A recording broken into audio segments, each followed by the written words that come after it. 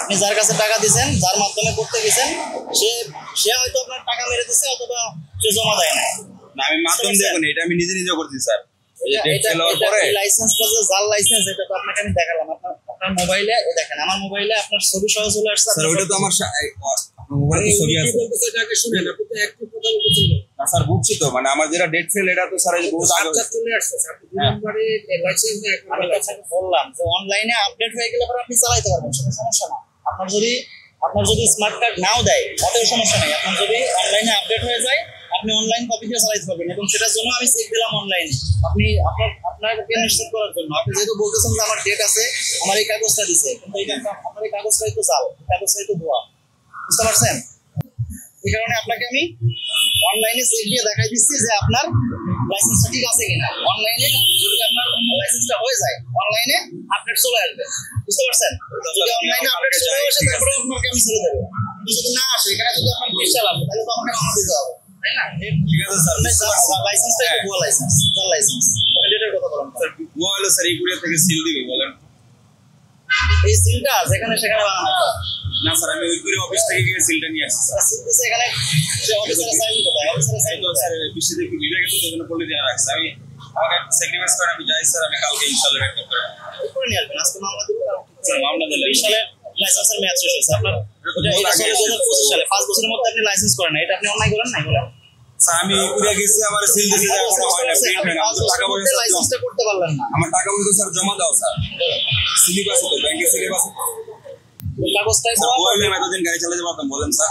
আপনি হয়তো বা কেউ আপনাকে ধরে নাই, আপনি না আমি রেগুলার, আমি তো ওভারে প্রাইভেট চালাই স্যার। ওভারে প্রাইভেট চালান, আপনাকে এই কাগজ কিভাবে ছেড়ে দিতে পারবো?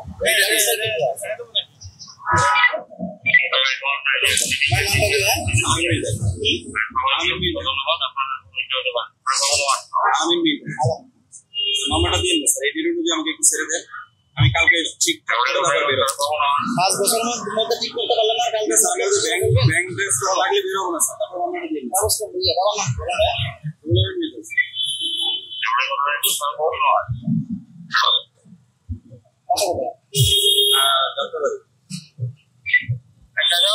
স্যার একটু এই ডিউটি একটু স্যাক্রিফাইস করেন স্যার। এই ডিউটি একটু স্যাক্রিফাইস করেন। আমি কি করব? এই ডিউটি আমার একটু স্যাক্রিফাইস করেন। অবশ্যই স্যার, ঠিক আছে স্যার।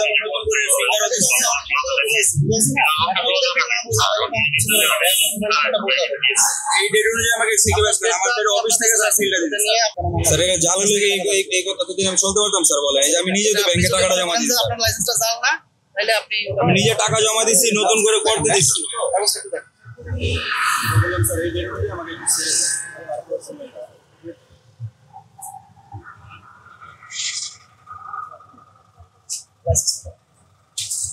ওটা তো বাদই স্যার, ওদের পরিবর্তন স্যার এইটা।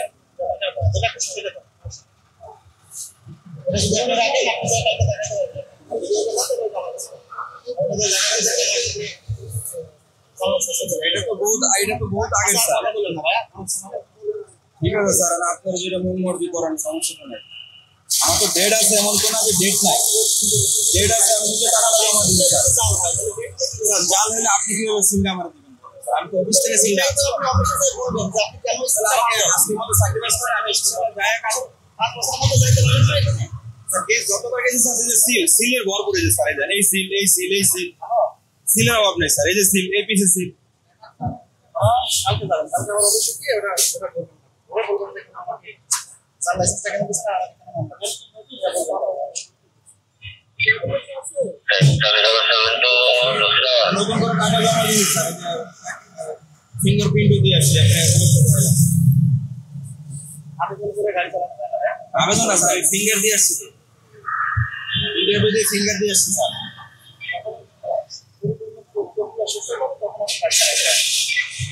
এই অনুযায়ী স্যার আমাকে একটু সিরিয়াস করেন স্যার।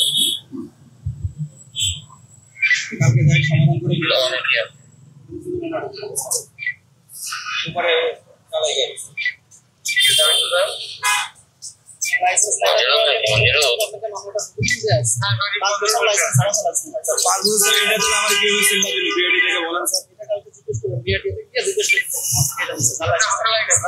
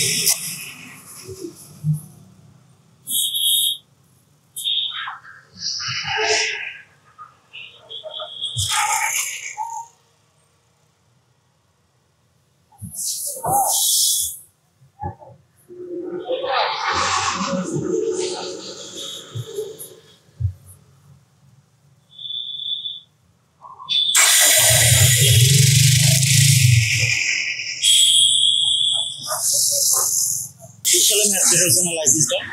আর উনি যে কাগজটা দেখাচ্ছে উনি এখনো আবেদন করছে কিন্তু ওনার রিনিউ করার একটা প্রক্রিয়াটা এখন শেষ হয়নি। আবেদন করছে এবং সেই আবেদনটা রিজেক্ট করছে। ঠিক আছে, তো ওনার আবেদনটা যখন কনফার্ম হবে, উনি যখন পরীক্ষাটা দিলে ওনার লাইসেন্স যখন রিনিউ পরিপূর্ণভাবে হয়ে যাবে, তখন অনলাইনে যখন আপডেট হবে তখন উনি গাড়িটা চালাতে পারবে। কিন্তু ওনার লাইসেন্সটা 2020 সালে শেষ হয়েছে এবং এটা 2025 সাল চলে, 5 বছর উনি লাইসেন্স ছাড়া চালাইছে গাড়ি। ঠিক আছে, এই কারণে ওনার লাইসেন্সের কারণে গাড়িতে মামলা দেওয়া হলো।